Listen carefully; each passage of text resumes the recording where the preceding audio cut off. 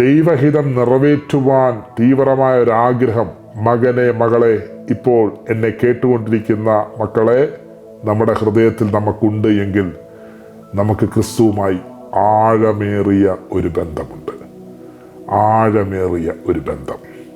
നിന്റെ തകർച്ചയിൽ, നിന്റെ വേദനയിൽ, നിന്റെ രോഗശയ്യയിൽ ആരും സഹായിക്കാനില്ല എന്ന് നീ എഴുതി കരുതി വെച്ചിരിക്കുന്ന നിന്റെ ജീവിതത്തിൽ, നിന്റെ പ്രതികൂലങ്ങളിൽ നിന്നെ സഹായിക്കാൻ അദൃശ്യനായി നിനക്ക് ചുറ്റും വലയം ചെയ്യുന്ന ഒരു ദൈവ സാന്നിധ്യം നീ അനുഭവിക്കും.